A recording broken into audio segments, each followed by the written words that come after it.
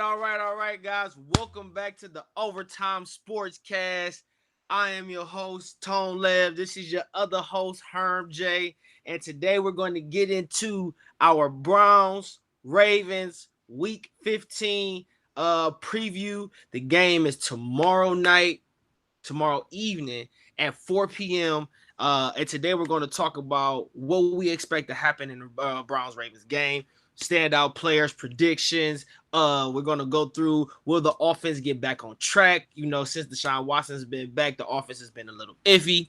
We're going to talk about what will the Ravens game plan be going into this game as far as the offensive game plan. Will they have a run-heavy offense? Tyler Huntley has been cleared to play. He will be playing this weekend. The Browns defensive back coach said some weird stuff in his interview about them not pretty much not being prepared to play the Bengals in a nutshell. We got that. Then we got our overtime session. Game predictions, timeouts. It's gonna be a great show. Stick around. And let's get into it.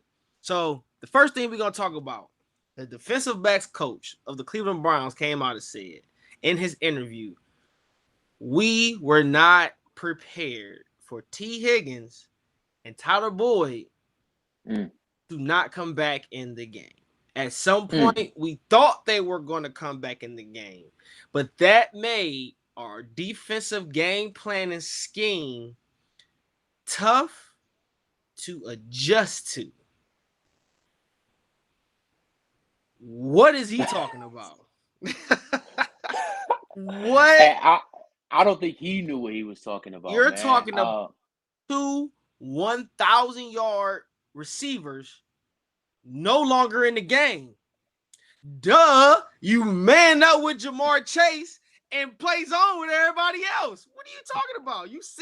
You tell Denzel Ward, if he go this way, you go that way. Like, you float Denzel Ward and play zone with everybody else.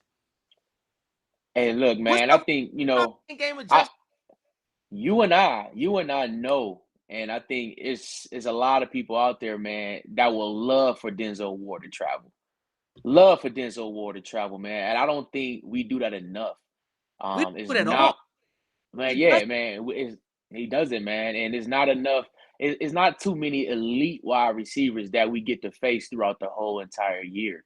But when we do, we pay a guy on the other side to take care of that for us. You know what I'm saying? We pay the guy named Ward. You know what I'm saying? The warden. So I expect more of traveling from Ward, especially based off the comments you just heard from the coach. I think he should travel when that happened, man. It's from the outside looking in, that's easy pickings, man. Ward, it's your time now. It's your turn to travel, make things happen, and everything else. The game plan shouldn't change from there. The game plan shouldn't change from there, man. So it's mind-boggling to hear that. But let me tell you this, man. It's week 15. It's week 15, and we're still having issues and communication on our defensive back since week one. Since week one, going against Baker Mayfield. It was a lot of miscommunications in the first game in Charlotte. A lot of misblown coverages. A lot of guys throwing their hands up. And then you think about it, the week of the Jets, we had a lot of misblown coverages then, miscommunication. It's week 15, fellas. Y'all in the NFL. This is the NFL. Blown coverages. And we still over here trying to be, what's going on? Or question marks in our defensive backfield. Which is mind-blowing. We're here still trying to fight for the playoff, a spot in the playoffs, and we still having confusion. And it's just a Browns way, it looks like, man. A Browns way. And one day, hopefully, like I said, man, we get over that hump. So I want to go back to what you said about elite receivers. You only face a couple of them a year. This is week 15. We played 14 games. Out of those 14 games, bro, we've only played 4 elite receivers. 4. And that was the last 4 out of 5 weeks. Guess what? Yeah. Denzel Ward came back after the Dolphins game. He didn't play the Dolphins game.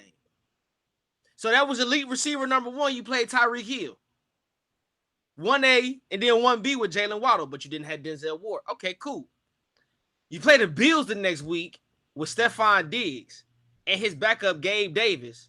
But Denzel Ward does no following whatsoever. I understand this is his first game back, But in Deshaun Watson's first game back, you dropped him back 22 times.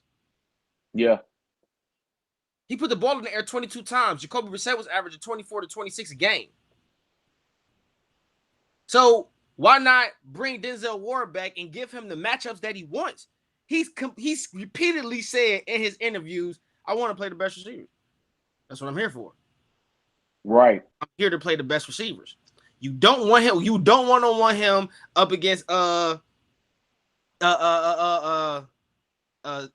Diggs. All right, cool. You go play the Bucks. You don't you don't put him one-on-one up against Mike Evans because Martin Emerson was setting him down. Martin Emerson. Yeah, that was a better matchup. But why don't you put him one-on-one against Chris Godwin?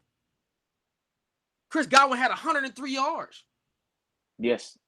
Yeah, I think he had more than that. And he came on more the second half. Yep. You have a top 5 corner, and you're dropping him back in cover 3. If you want to play cover 3, send Greg Newsome back there to play the outside third, and make Denzel Ward follow Greg Godwin across the field. It's so easy to make these adjustments in game, especially when you have linebackers leaving every single week and piss poor defensive tackle play. Bro, you have to be smart in the back end. You gotta have some tactics. In the back end. Like, the back end is probably the most important part of the defense because it gives the front end the ability to create plays. It don't make sense to me, man, and it don't make sense to a lot of us, man, because we do have, that elite corner that we expect to, to have that own island that shut down. And don't get me wrong, man, Ward does a great job. He flashes here and there. The role of a corner is a lot. You say what? Has his moments where it's like, what you doing, bro? Like, yeah, seriously, he does, man. Yeah, he do. Like sometimes he do his own thing out there, man. Sometimes as a elite player, sometimes you gotta test the waters a little bit, man. You gotta be threatened on the field, and you gotta do what you gotta do to take a risk. You gotta take risks sometimes out there when you're an elite player, because that's what separates yourself from a lot of people. And Ward does that, man. And sometimes it hurt him, and sometimes it don't, and he make plays on it, but. It's just sometimes when you make the in-game adjustments and we need a win, it's time to buckle in. And I didn't see that this past weekend. It was an eye-opener, man. And I feel like those Dolphins, Bills, Buccaneers, the Ravens, and the Bengals, man, these weeks are crucial when we're trying to get in a playoff run. And our best players got to show up because we're trying to get in this playoff race here. Well, we are in the playoff race, but we're trying to get in this playoff run, man, and be in a playoff picture at the end of the season. I don't think that's gonna happen, bro. Hey, it's still a high percentage, man. It's still high percentage, man. But that's what we're looking for. Hopefully this week, Ward to build his flash, man, and we get the same Ward that we always been accustomed to, man. And he could put the defense on his back and make a couple plays this weekend, man. Quick timeout, man. That was Denzel Ward session, man. We just hope he bounce back this week because we need him this week moving forward. But hey, I got a question for you, Tone Lev. I got a question for you, Coach. What you think about Deion going to Colorado, man? Over there in Colorado, and how he's been recruiting, how he's affecting the transfer portal. What you think about Deion in Colorado? I think now that we know the reason why he went over there, we know that it was because the university in Jackson State was taking money that the football team was bringing in to finesse for the rest of the school without even letting Deion and the football organization know. Like, now that we know that before Deion got there, the school didn't care about football, but now all of a sudden you taking the football team's money. Like, I really don't care that he went to Colorado State, and I hope he becomes prosperous. Like, I hope he makes it. Like, I was kind of salty. Then the whole story came out, and now I'm like, yeah, he should have went. Deion's one of my favorite athletes of all time. I was disgusted. Like, come on, Deion. I was about to send my son to you. You had 6 years, bro. You couldn't wait 6 years. But now I'm seeing the whole story, and I'm like, yeah. Yeah, I probably would have left too. Yeah, man. I think, of course, it was a lot of feedback on when he left and how he left, however you want to do it, man. But to be honest with you, man, Dion did what he was comfortable with, and Dion felt like what was right for him. And And he at the end of the day, always right. right, man. And you cannot, in this world, you cannot please everybody. You cannot, man. If he would have stayed at Jackson State, it would have been some flack. It would have been some flack on that. Yeah, somebody would It, have been like, why would you stay if this, that, and there? yeah, Somebody would have right. It's heard at him. you So cannot please everybody, man. The only thing you got to worry about is what's right for you and your family. correct. Period. Point blank, man. So with that being said, he made a stamp on Jackson State and across the HBCU Land. industry or the land. You get what I'm saying?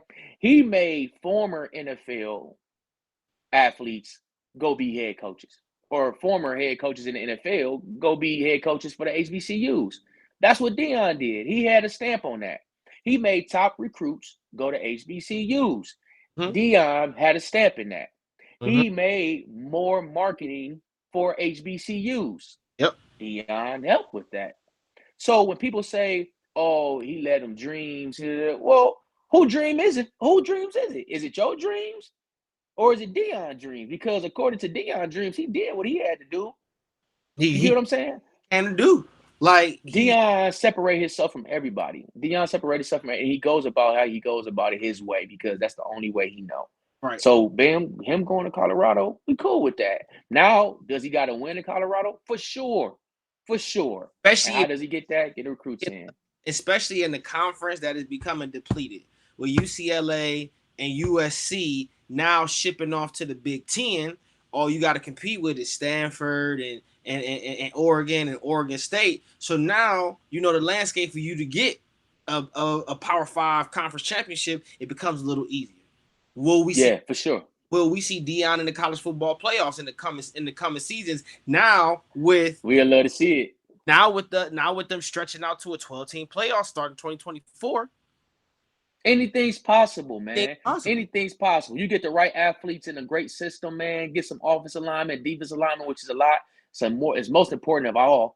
And then you might be on to something. Given about 2 or 3 years, I'm not expecting him to win right away. But if he does, that's a good thing for him. So that's good, man. Timeout over with, man. I'm excited about this next one, man. We getting into the Browns and Ravens this week, so this is a big one. AFC North, man. Coach Tone Lev, what we got, man? So this week, so this next topic we're gonna talk about, we're gonna talk about, will the Ravens have a run heavy offensive scheme with Tyler Huntley coming back being listed as playing on tomorrow's game. Here's the thing. Last week against the Steelers, the Baltimore Ravens threw the ball 5 times. The Baltimore Ravens threw the ball 5 times. They rushed 130 something yards. They ran the ball, I think it was like 45 times last week. Guess what I'm doing when I come play the Browns? Doing the same thing. Are you matching that? Man, what? I'm doing exactly the same thing. Like if I'm the Ravens and I see that you don't have any linebackers, you got linebackers that you just picked up 1, 2, 3 weeks ago. You can't stop the run. You don't have any D tackles. Perry Allen Renfrey is coming along, but he ain't got enough juice to stop the Ravens running game by itself. You see flashes and spurts to Davian Clowney. He was supposed to be touted as one of the best run-stopping DNs in the league. Last year, he had a very successful season stopping the run. This year, not too much. He's been a disappearing act. Can Grant Delpit come downfield and make some tackles? Because that's the question. Because it's a lot of questions. He's a missed tackle waiting to happen. Even though somehow, some way he's leading the team in tackles. Don't know how that happened. He's a missed tackle waiting to happen. So if I'm the Ravens, I'm running the ball 45, 50 times. JK's back. Gus Edwards is back. Tyler Huntley is back. I'm running RPO all day long, and I'm running it up the middle. I'm running tosses. I'm running sweeps. I'm running quarterback keepers. I'm reading Myles Garrett, Isaiah Thomas, Davian Clowney, whoever's on them edges, Alex Wright, whoever on them edges coming around off them edges, I'm reading those, telling him to pull it down, slide out. But I do expect the Ravens to throw the ball because they let Tyler Huntley throws the ball. It's kind of okay.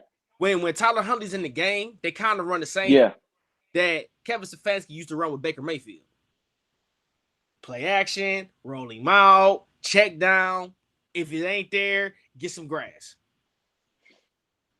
That's what I expect the Ravens to do this week with Tyler Huntley. I don't know, man. Hey, so if our defensive back coach thought they couldn't do in-game switch up because T. Higgins and Tyler Boyd was out, Joe Woods is not sleeping at night this whole week because one, why wouldn't he? We're down. He's not sleeping. That defensive philosophy ain't changed just because his defensive backs coach still ain't. But in the interview, remember, he been sleeping all year perfectly fine. What's changing this week? Because he's not sleeping because one, his pants still on fire because he's on the hot seat, so he can't sleep with that. Also, he don't have a game plan for Huntley. We got a game plan for Lamar. And it showed within the past years. We got a game plan for Lamar. We don't got a game plan for. I don't know about that because last year we beat Tyler Huntley. Remember the second game we played him? Remember we played him twice. We played him the first time we played him, then we had a bye week, then we played him again. The second time we played him, remember Lamar went out. It was in Cleveland. Lamar went out in the beginning of the second quarter, and he came back the rest of the way. We played Tyler Huntley for almost 3 quarters. Right. So what I'm saying is when it's different when you got a lot of film on Lamar, and then you got a lot of film on Huntley, less film on Huntley though. And you never know what the Ravens going to do this week because they are still in the race of trying to win the division. Win the division out. So they got a lot of going for them right now. And also, like you said, the Ravens defense is slacking. So they might gotta do what they got to do on the offense just so to pick up on the defensive end. But at the same time, they are going to run heavy on us. We are down a lot of linebackers. Grant Delpit is our leading tackler at 79 tackles, which is horrible. 2 out of 4 of our top leading tacklers are linebackers, and they're out for the season. The next 5 guys that lead the team in tackles are defensive backs. Honestly, the number one and the number 2 leading tacklers on the team are the safeties. Grant Delpit, I think, got 79 safeties. That's what I'm saying. And John Johnson got like 73. The next best is Jock with 71. Right, and that's what I'm saying. 2 out of the 4 leading tacklers on our team is done for the season, and that's our linebackers. And then the next 2 up is defensive backs. So who is going to step up this week for the Browns? I don't know, because we are been a missing tackling machine. We've been missing a lot of tackles these last several weeks. So to answer your question, the Ravens' run strategy is going to be aggressive, punch you right in the mouth, and we coming right at you. And the Browns better be ready. The Browns better be ready, man, because they coming, man. They're coming. What did Deion say? I'm coming. I'm coming, man. And that's ready. It's the AFC North battle this week. So they're gonna run heavy. I think we'll get more passing out of Huntley this week. We're gonna get a lot of more passing out of Huntley this week, but the run game is gonna be heavy. You're gonna get a lot more passing out of Huntley this. Not a lot more passing. It's just gonna be more passing. You're gonna get more passing now than you would have with the third string guy that they got in right now, or that they had in last week. So you're gonna get more passing. Like I said, I expect them to run. I expect them to pass the ball 15 to 20 times. Right. I expect them to pass the ball 15 to 20 times. And with that 15 to 20 times, I expect them to run the ball heavy. So if they throw 15 to 20 times, I expect them to throw the run like maybe 30, 35. And that's with Tyler Huntley's legs too. Yeah. He's a great athlete, man. Tyler Huntley is a great athlete. He definitely shouldn't be slept on. So I think we definitely got to have a great game plan. for Tyler Huntley. But I think they're going to run, like you said, they're going to run a lot. He's going to pass more than he did last week. I think the matchup, the playbook is wide open for the Ravens. I think our defense definitely got to match up this week, and some people got to step up on defense, next man up mentality. So that's what it's about, man. So we're going to look forward to it, man. Let's get into another timeout, man. Moving forward, we got, man, if we've been watching the NBA season, man, it's been a lot of excitement going on. We got teams that we're not used to seeing at the top. At the top, we got a lot of young athletes that's just showing their stardom now, that's trying to step up in that next tier of NBA elite players. Right now, man, it's early in the season in the NBA. It's still early, man, but I just want to get your thoughts on who you think, man, one or, your top three MVPs for the NBA season so far. Well,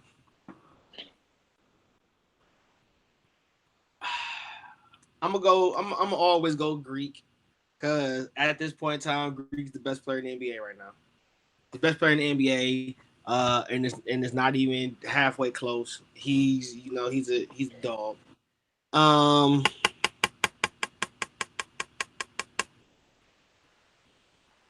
gonna say Luka up there, because Luka been balling.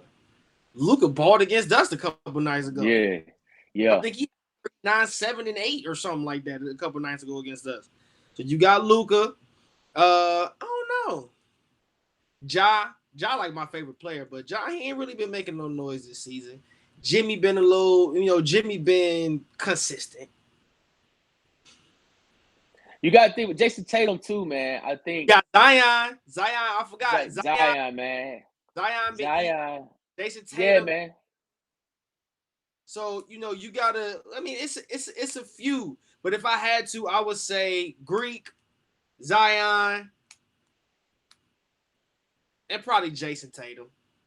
Okay, that's not a bad, man. That's probably roughly around, man, my top three, man. I think, when you look at MVPs, you definitely see what team is winning as well. And at the top of their conferences, man, Zion is doing, something that a lot of people expected him coming out of the college to be doing. And the numbers that he's putting up in his recent games, man, is wonderful to see that he got those legs back, and, got a quick jump on his feet right there, and he's back to where his normal shape is when he was coming out of college.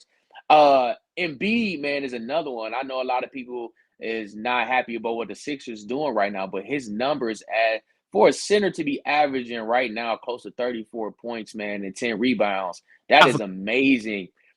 So I think, if his team is able to get back to that top tier, man, in the East, man, I think he can definitely close in close on that MVP. And yes, Giannis in the league of his own, man, so we know he's already in there. But I'm going to give you, like I said, man, Luka and Jason Tatum, man, that's another one, man, that's putting up excellent numbers for their team to be winning as well, man. So it's definitely still early in the season, man. So like you said, man, I got right now Zion, man, Zion Williams. I got Jason Tatum, and I'm gonna say Embiid, man. Right now, those are my top three MVPs. There's a lot of extra ones out there, but those are my top three right now.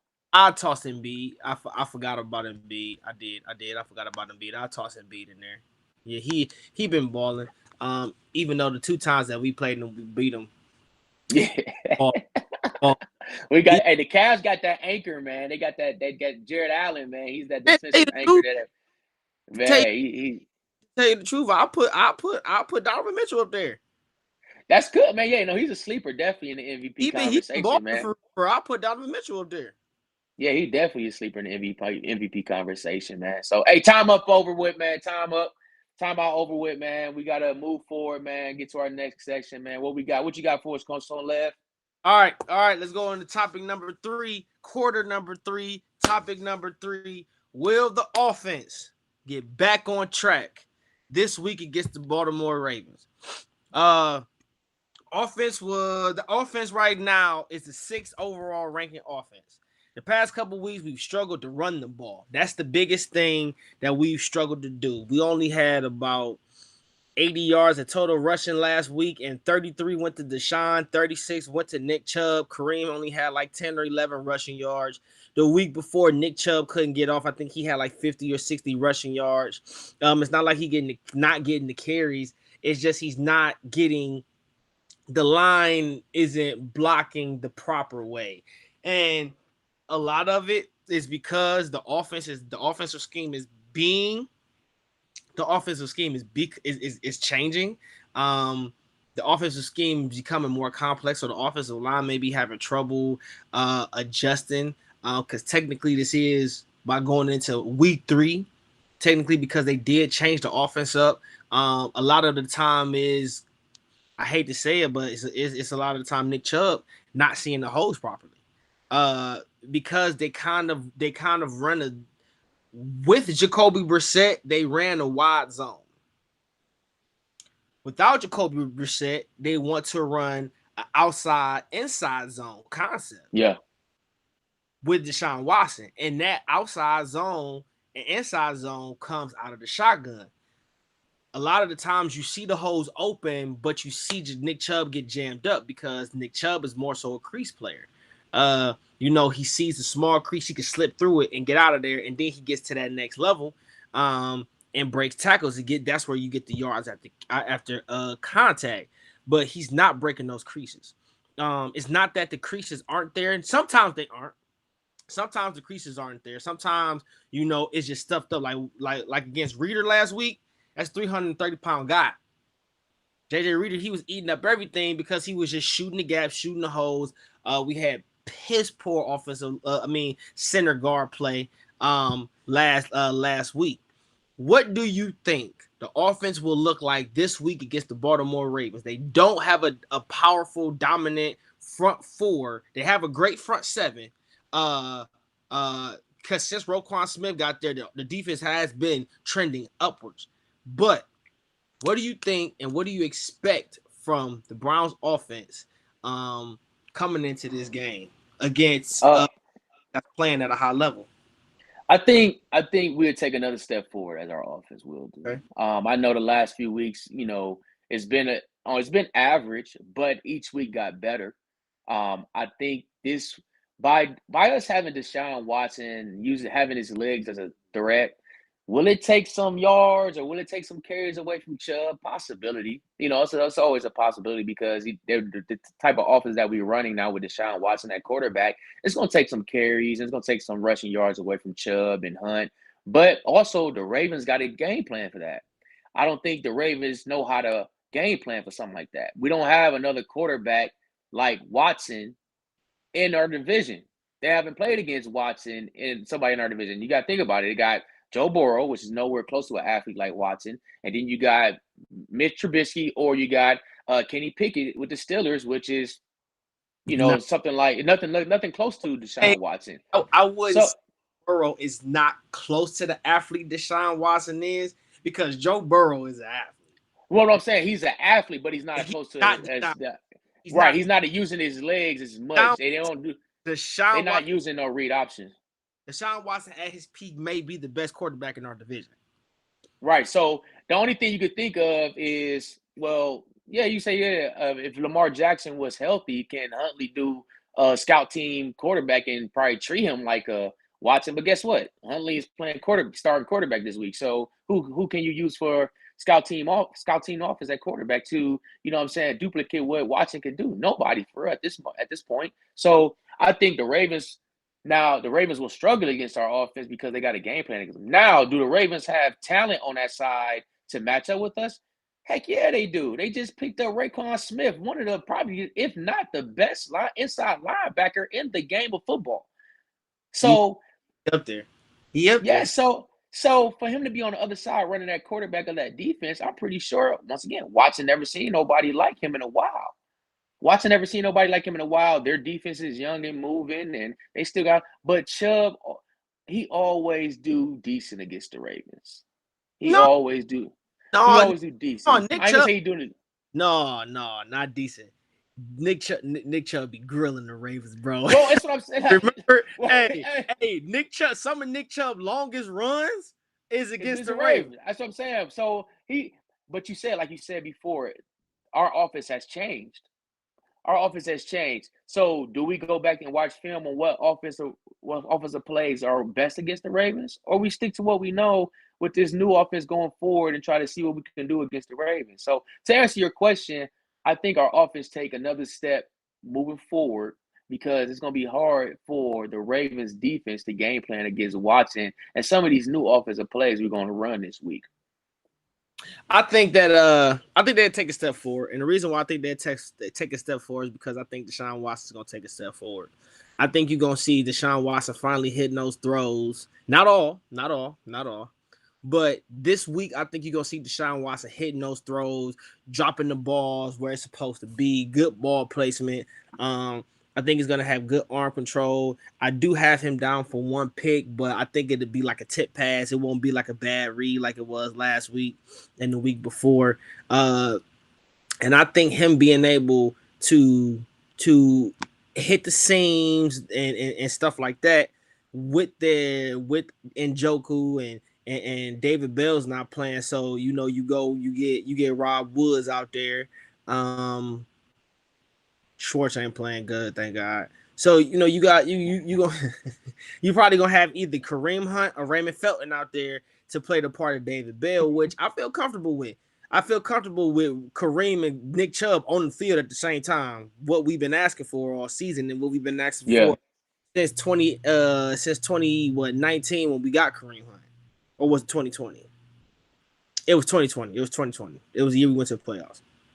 So yeah. Offense to take a step forward.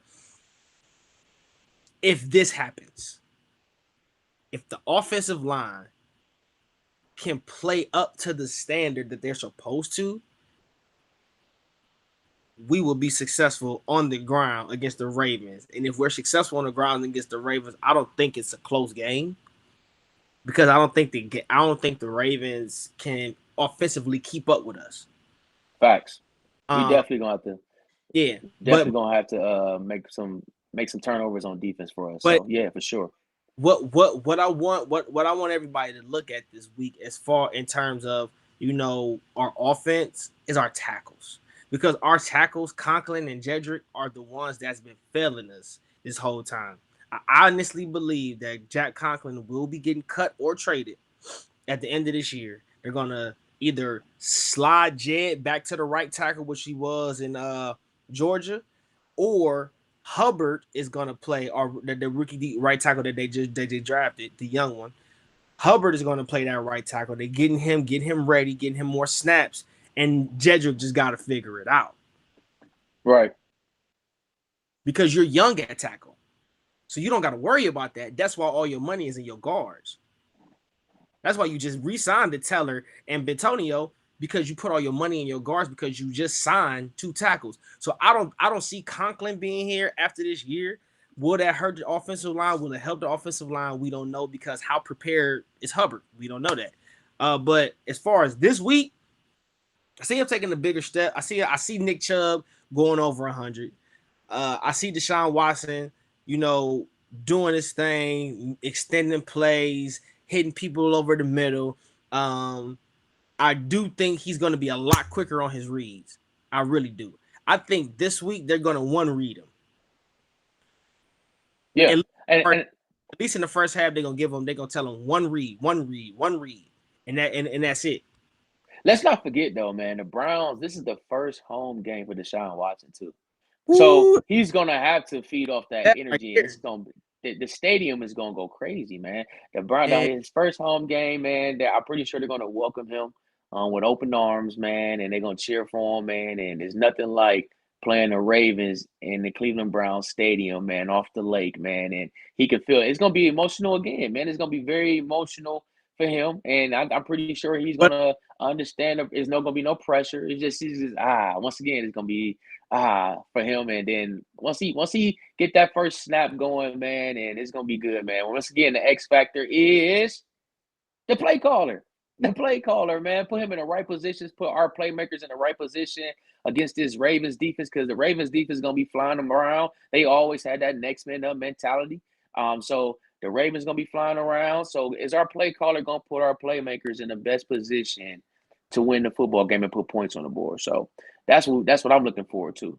I, I think Kevin Stefanski will, man. Like a lot of people was calling for Kevin Stefanski's job. I don't think Kevin Stefanski should be fired. I do think he should have some fire on his ass, but I don't think he should be fired. I think that Kevin Stefanski is only his third year. His first year, he went to the playoffs with a decent quarterback who was playing above average football.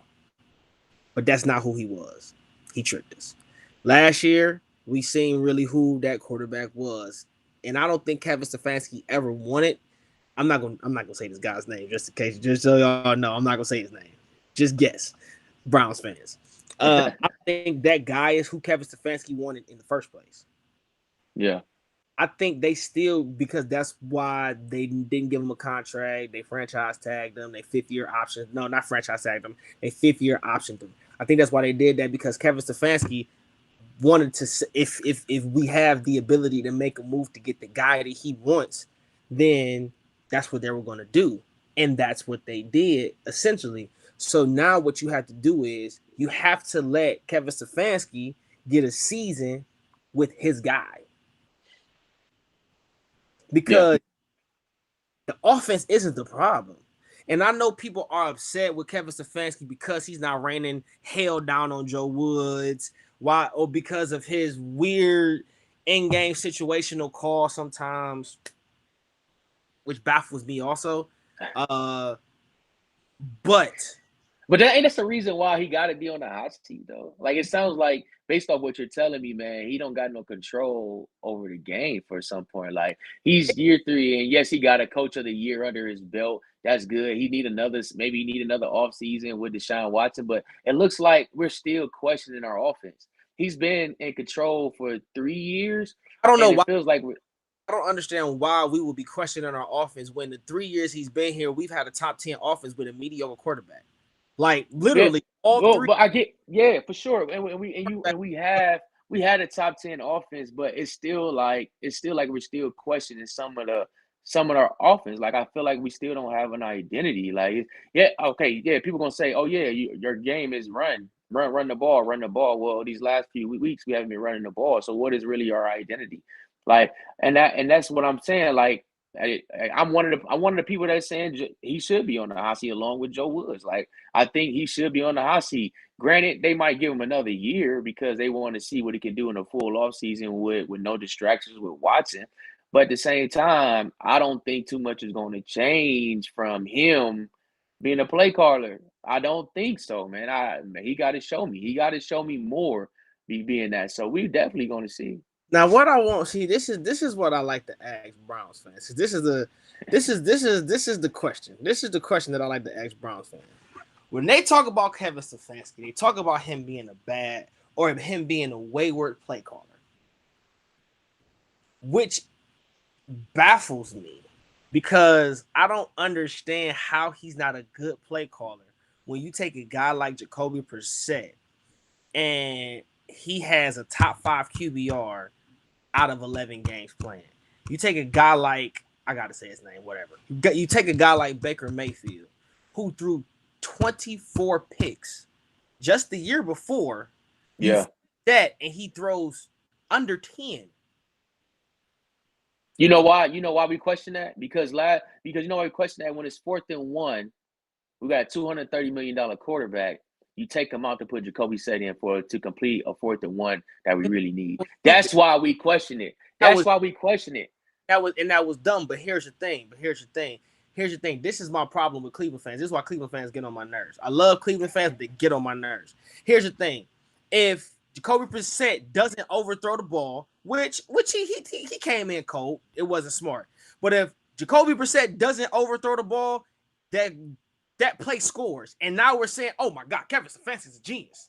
He's great. Nah, man, That's my problem with but Cleveland. that's the problem though. That's the problem. If That's my do that problem. play, They that's the problem. Here's the thing: the New England Patriots did the same thing with Bill Belichick. They had won 2 Super Bowls. Mister didn't go to the Super Bowl 1 year and wanted Bill Belichick's job gone. They wanted Let Bill me let me Belichick fired. Like, you, Deshaun Watson's been here for 3 games. hold on. So you telling me? So we This is making what I'm saying. This is what I'm saying. That was Deshaun Watson's second week. That was right. Deshaun Watson's second week. I don't. The expectation for Deshaun Watson from Cleveland fans is so high simply because the Browns Rightly so, it should be. shot to go to the playoffs. Now that we Yeah. don't got a shot to go to the playoffs, it's a less than 0.01% for us to go to the But we playoffs. still got a shot. We still got a shot. I want Cleveland Browns fans to sit back and evaluate the way the team is playing. Stop saying fire Kevin Stefanski. Stop saying the play calling is horrible. Just sit back and let them build the chemistry. If you've played football before, if you've been around football before, you know how important time between the head coach and the quarterback is. Deshaun Watson's Yeah. week, he didn't have a full offseason. If you go through the entire landscape of the NFL, every elite quarterback that's in the NFL right now, none of them had a 700-day layoff. But it's by his own doing. But I'm not making excuses, but listen to this. None of them had a 700-day layoff at all. Right. All of them had a full offseason plus preseason with their head coaches. Fact. None of them had to wait until week 12 to step on the football field for the first time on the road. Okay, so But if listen, you take if you go back and look at all the quarterbacks that they say elite, all of them struggled in the first quarter of the season. Joe Burrow didn't catch fire till week 4. Lamar Jackson was throwing picks till week 5. Justin Herbert didn't pick up till about week 6. Who else? Aaron Rodgers is still some shit. Dak Prescott is in and out, on and off, in and out, on and off. But nobody's saying fire their coaches when they are. They actually they are. So here's my thing. When you say that, what? So you saying give them some time?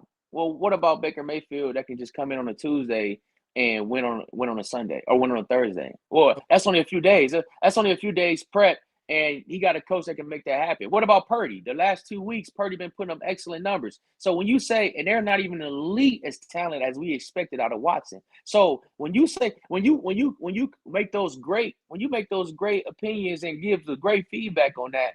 It's a flip side to it, to where you think, well, what's the excuse for Purdy? Well, what's the excuse for Baker Mayfield and what he did? So it's not. The NFL is a short, small window. It's no give them time. It's no give them time, man. That's what you say. That's what you say when you are just starting football or you in college or something. But when you getting paid $230 million, you're supposed to be the top tier quarterback. It's no give you time. There's no give you time. Just like you said, well, if Jacoby would have threw that ball perfectly over the shoulder, would have been saying woo ha. Well, guess what? That's what we got Watson for, to throw the ball perfectly over the shoulder. So why take him out when it's 4th and 1? Because what, he's not ready for it, or just going to throw the defense? That's the play calling X factor that I'm speaking on when it comes to Kevin Stefanski. There's no point. Let's take that play in particular. If you're saying, no, if Jacoby make a perfect pass, well, that's what we got Watson for, to make a perfect pass. So why take him out? So okay, I get your point. I get your point where give him time. How much time you trying to give him? it's only their third week, Herm. Herm, it's their third week together, bro. Like it's their third week. Like that's what I was doing. That's what I was doing. I was going through every other elite quarterback, and I was giving you the schedule on this season Right. when they started to show elite qualities. All of them didn't start peaking until week 3, week 4, because Joe Burrow, remember, the Bengals was 1-2 because Joe Burrow was playing iffy. He was playing iffy. Him and Jamar Chase was not on the same page the first 3-4 weeks of the season, and then they start to pick it up later on in the season because they were calling. I was wrong. They were calling for Zach Eifert's job up at Cincinnati earlier this year because of how Joe Burrow was playing. So he's supposed to be an elite quarterback. Came in first 3 weeks of the season, horrible. What week is this with Deshaun Watson? 3. All right, cool. Let's move on to Justin Herbert. Nigga, Justin Herbert had was 6 touchdowns to 5 interceptions in week 4. He's supposed to be a top 5 quarterback. Same coach, same offseason, same team. He didn't change systems whatsoever. He didn't start picking it up until about week 5, week 4, week 5. Another elite quarterback that it took time in the season with no layover to get it started. Okay, let's get away from them. Let's go to the best quarterback probably in the league, and Patrick Mahomes. Every single year, the first 3 or 4 weeks, Patrick Mahomes looks weird. Am I wrong? But here's the thing that you No, missing, Tom. Ask that question. The No, first yes, every but single, and he has Andy Reid. The but first 3 weeks this of is what I'm every year, saying. Patrick Mahomes looks iffy. He looks weird. Then they begin to pick it up after the game starts to come. It's 3 weeks. It's not Hold even on. Hey, 3. watch this out though. Watch this. Every quarterback you name, it's a reason why you named them. And it's a reason why you comparing them to the situation because you saw what they can do before. You saw one of their highest ceilings. You saw an elite arm before out of them. You saw an elite play. You can't compare that to Watson missing over 700 days. So when you say give them time, yes, you can give those other quarterbacks time a year in the beginning of the year. Yeah, you can. Yeah, you can. Because Listen to okay, what I'm saying, bro. It's the beginning of Deshaun Watson's year. How come they get 3 games at the beginning I'm of not their talking. I'm not talking about Deshaun season? Watson. I'm talking about the play calling. I'm talking about the play calling. It's Okay, and okay. that's what I. It was 2 iffy play calls last week. Do you know the second one? You know the second iffy play call that they called last Which one? week? The RPO where Deshaun should have gave it and he pulled it out, and then Kevin Yeah, Stefanski said he told him to pull it. yeah. That was like no, that was like third or fourth quarter or something like that. But if you go back and look at the film, I watched the whole game again, and if you go back and watch the film, every play that was called was a great design play that should have worked. Execution is a part. Now, did Kevin Stefanski call some weird ones? Yeah, he did. He should have sent the field goal kicker out to try a 67-yarder. Man has a boot. Try to go get the points, but he went for the 4th and 1.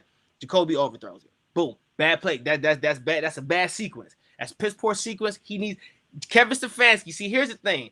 Instead of us saying he needs to be a better play caller, let's say he needs to handle situations better because it's not the play calling that gets Kevin Stefanski in trouble. It's not the play calling. Kevin Stefanski has one of the best. He calls some of the best plays in the NFL. That's Yeah. why the Cleveland Browns offense is the number 6 offense in the So it's NFL. so you're saying it's the execution, No, it's the situational play the calling situation. Okay. Stefanski has a trouble with. Not the got play calling. It's the situational Of the calling. game. Yeah.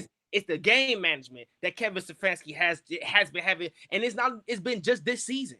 That's my problem with fire Kevin Stefanski. Fire Kevin Stefanski. One, this is his only season where he's had trouble. Last year, the only reason why we went 8-9 is because Baker was playing like Don't blame Baker, bro. You can't blame everything on Baker, man. no. But we ain't gonna get into that. That's gonna say that one. It's Baker's fault. Then we win 2 games, we go to the offs. Period, point blank. And Baker lost 4 by himself. I don't care what nobody say.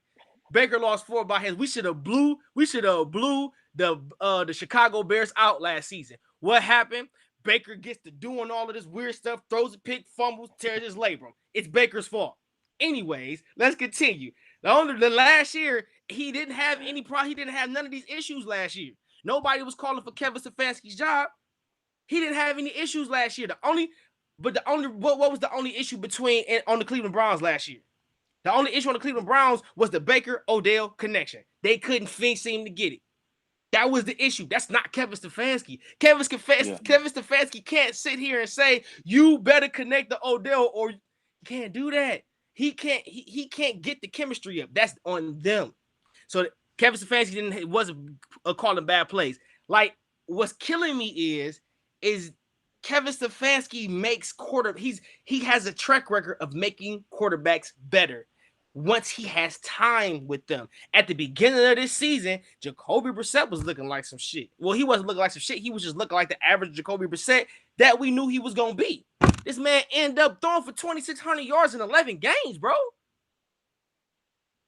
Okay, 11 touchdowns and 6 picks. Like, that's coaching. Now, yeah, no, it is. His situational awareness is a little iffy. I do like the aggressiveness on 4th down, but sometimes kick the field goal, bro. I get that. If you're in field goal range, definitely kick it. Sometimes take the points. Sometimes kick the field goal.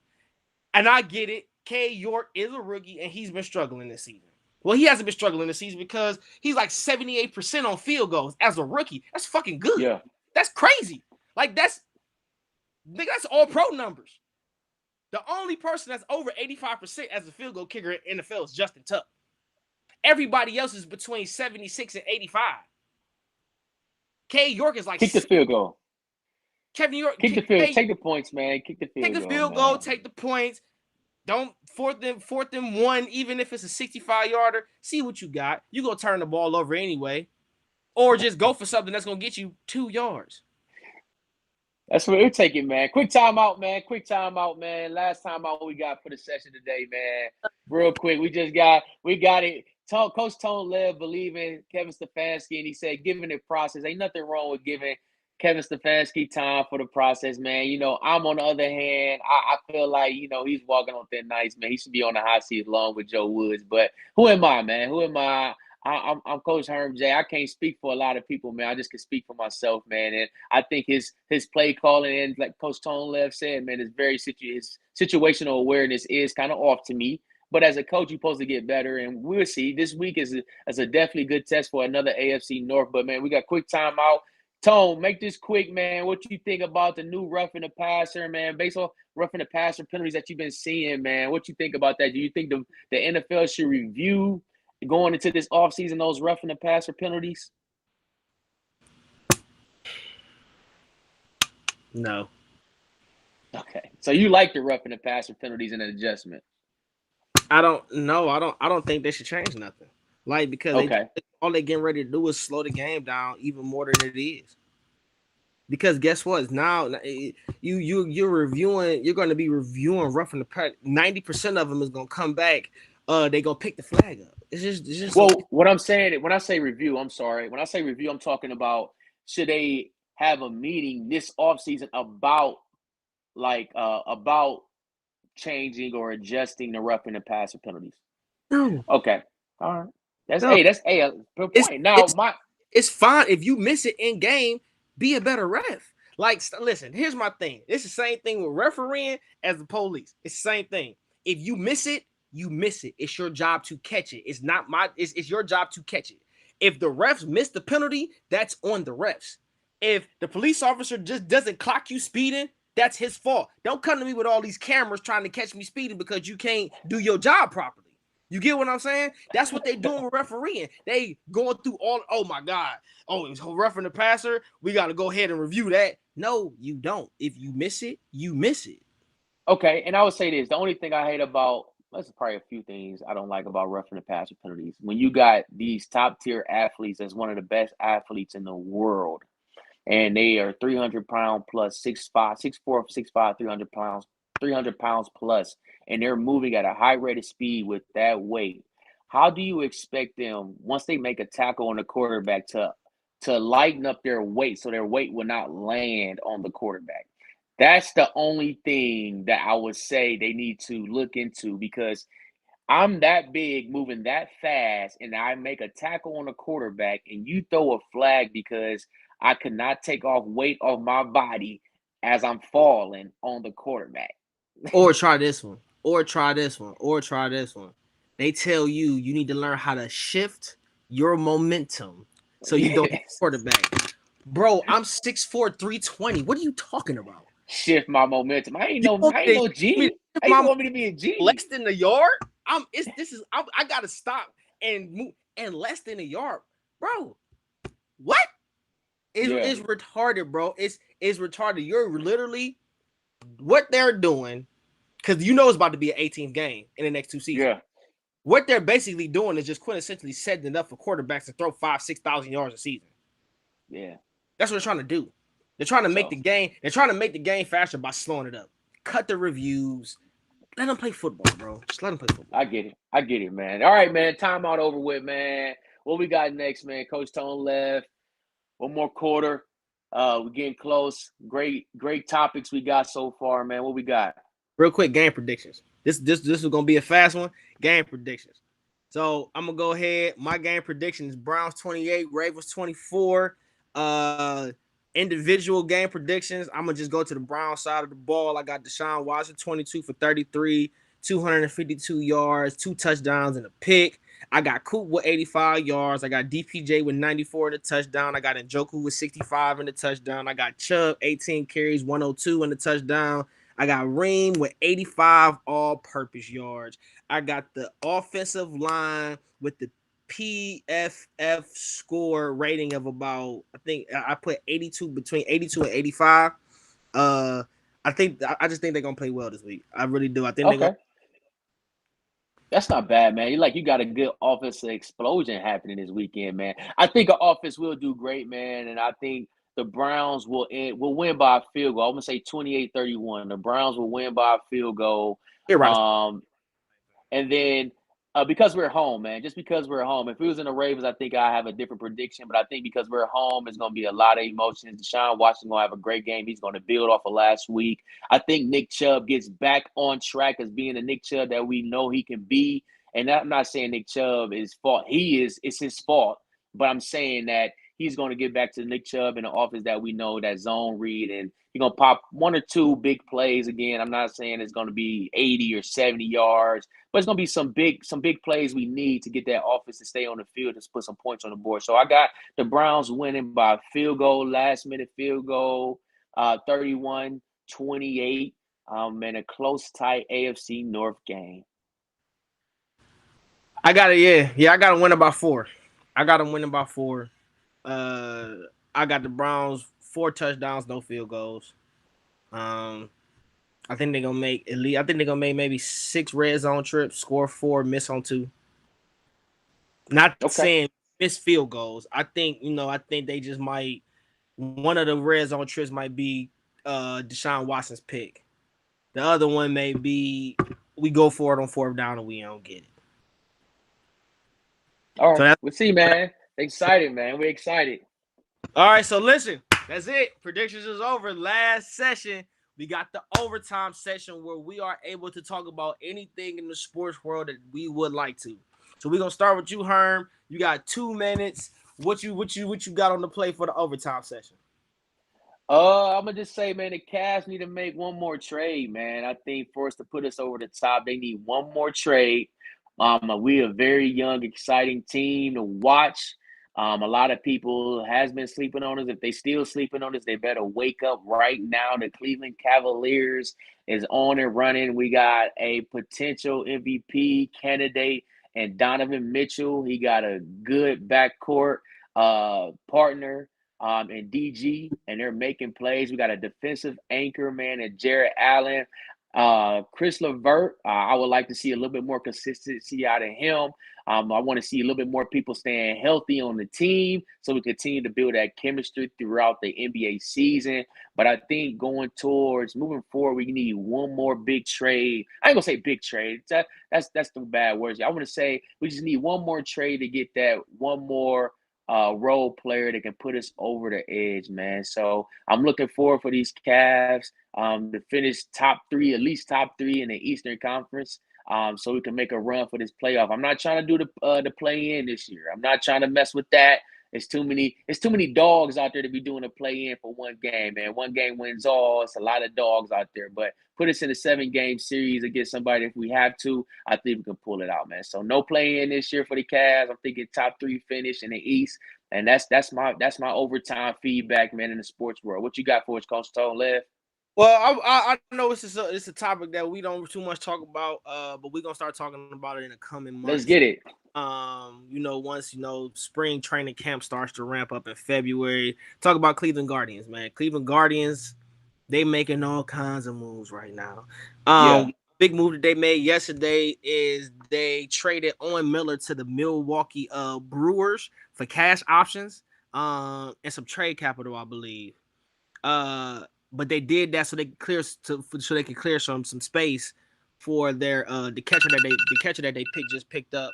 And then they got Josh Bell. So the the Cleveland Guardians are really, really making strides to get back.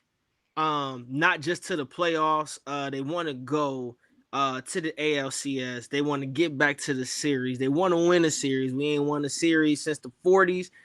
We've been to 4 World Series in the past 20 years. Haven't won any of them. Most recently in 2016 against the Chicago Cubs, we was up 3-1, dropped a 3-1 lead. But what's going on in the Cleveland Guardians field house right now is really exciting because just like the Cavs and just like the Browns, they have an extremely young, talented team. That Yeah, team is young and talented. We have a great pitching staff. Cleveland is notorious for its top tier pitching staffs. They're just that's known for true. like the Cleveland Guardians, go back to the Indians, whatever you want to call them. They're just known and notorious for having great pitching staff and having great defensive play. We always have that. We always have great defensive play and great pitching staffs. What I want us to do now is to combine that with some consistent batting. Because that's what we struggled last year. Once we got to play the Yankees, we got up 2-1 in that series. Thought we had it, but our bats just went cold. Couldn't hit nothing. Right. No, Started for hitting real. Yankees started hitting everything. We couldn't They hit nothing. did. They got hot right at the right minute. That's why I think that the Bell pickup was so important because he has a great bat. You could put him in the middle of that. You could put him right in the front or right behind Jose Ramirez, or you could just lead him off. Which I think they would do. I think Tito gonna lead him off. Because he's a nice singler. He could pop one out of the park if you need him to. But I think the Guardians are headed in the right direction. They're trending up. They're young. They're fun. They're exciting. You know, you see them at the Browns games. Jose Yeah. Ramirez at the Indians game the other night. I mean, at the Indians game. He was at the Cavs game the other night chilling. So it's an exciting time for Cleveland sports if the Browns can get it together. We have 3 phenomenally young teams. And with the Guardians general manager, Tito like 60, so he ain't young. But the Browns and the Cavs, they have extremely young coaches to match these extremely young rosters. I think both of us, the window is 3 to 5 for championships. We gonna see, man. We For definitely all gonna see. three, Like you I said, it's think all very three. exciting. I think Cavs, Guardians, and Browns championship window right now is 3 to 5 years for all 3 of them. We gonna see, like you said, man. It's definitely exciting, man. I can't wait to see. We always make some moves in the offseason, man. Cleveland is the hottest city in the winter, and I'm gonna stand on that. And I always gonna I stand like on that, it. man. So we gonna see, man. We're excited. I'm very excited for all 3 teams, man. So I appreciate that feedback on that one, man. Yeah, yeah. I had to get back into baseball, man. I had stopped I watching. know, man. I know baseball your thing, man. Your I baseball had your thing. So I'm gonna learn a lot from you on the Yeah, baseball I had things, stopped man. watching baseball for a little minute, man. I got back into it last season, man. Guardians looking pretty nice, man. It looking pretty nice. But that's our show. It's been the Browns Ravens Week 15 preview show. I'm Tone Lev. That's Herm J. This has been another great episode. Please like, subscribe, share, comment, talk to your friends about us. You know, if you have questions, inbox us, put them in the comments for us to answer your questions. We'll be back with you with our post game analysis probably Sunday. But until then, Yo, stay true, stay you. stay true, stay you, and we'll see you next week.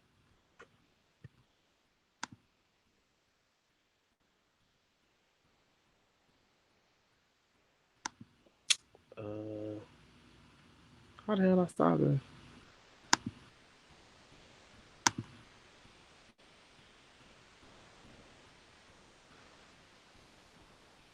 Start the stream. Oh, you got to edit that part out, huh? Yeah, bro, this thing is not stopping the stream, bro. Oh shit! Hey, I'm gonna call you when I get in the car. I gotta get up out of here. Yeah, I gotta get up out of here too. All right, bro. All right.